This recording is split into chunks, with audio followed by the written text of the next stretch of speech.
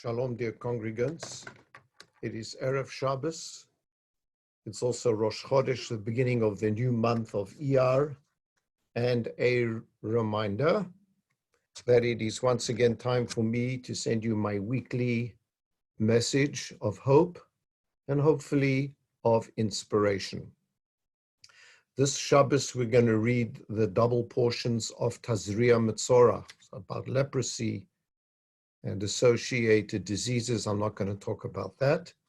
Rather, as I was examining our Jewish calendar, it occurred to me, just as we have all emerged from a rather unusual Pesach and a rather unusual Seder, somewhat isolated from our family and loved ones.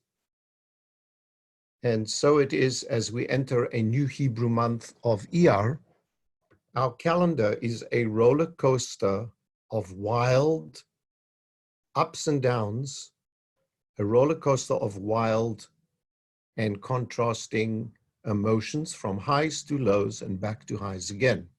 I'm going to give you 10 points like the 10 commandments to enumerate those highs and lows. The first, of course, is Pesach. Pesach is when we became a nation, our liberation, our redemption from slavery. A few days after Pesach, we have Yom HaShoah, Holocaust commemoration, on the 27th of Nisan, commemorating the Shoah, the Holocaust, and the events of the Warsaw Ghetto in 1943.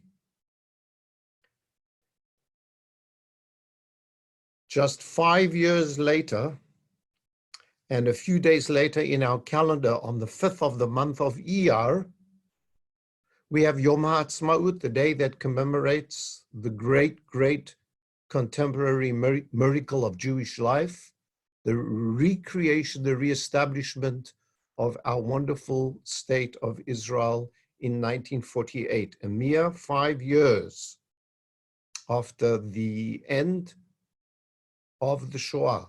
From the ashes of Auschwitz comes the redemption of our people, much like Pesach, with the establishment of Israel in 1948.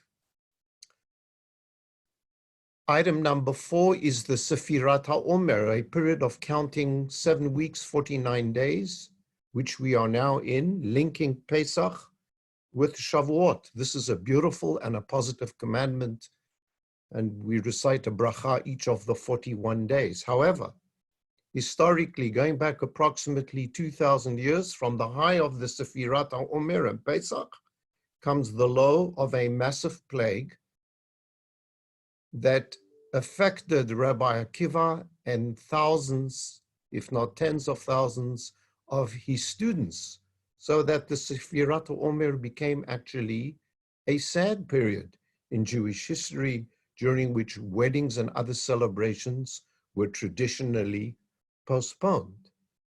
However, on the 33rd day of the counting of the Omer,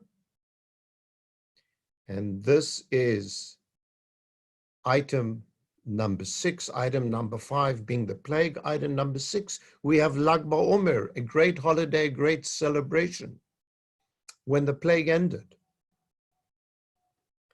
And weddings traditionally begin to take place on this day of Lag BaOmer and thereafter. Then we go again to another high, which is Yom Yerushalayim, the celebration of the reunification of the divided city of Jerusalem in 1967 during the famous Six-Day War, when Jerusalem again became one unified city.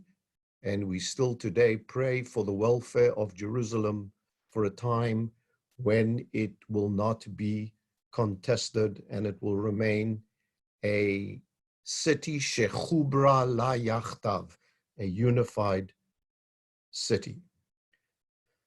Then item number 8 is, as we approach the holiday of Shavuot, The Torah tells us there were 3 days of preparation known as Shloshet Yamei Hagbalah, 3 days of separation from the Hebrew word gavul, the root meaning to divide or to separate. Much like we are dividing ourselves and separating ourselves now during the current epidemic. But that was a purification, a preparation for Kabbalat Torah, for the preparation to receive the Torah, one of the most momentous occurrences in all of Jewish history. Our people had to have a certain state of mind and purification of body in order to be worthy to receive the Torah.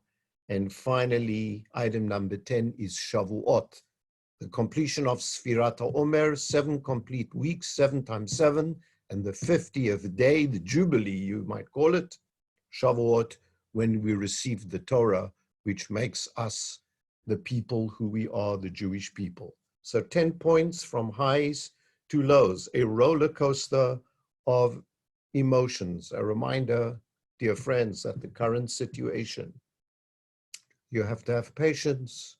Like we count each day in the Sfirat HaOmer, this too shall pass. And pretty soon we'll be able to say, as said King David in Psalm 118, from the Hallel, which we recite tomorrow night, Friday and Saturday, the 2 days of Rosh Chodesh, Zeh hayom asa Hashem nagila v'nisbechavo.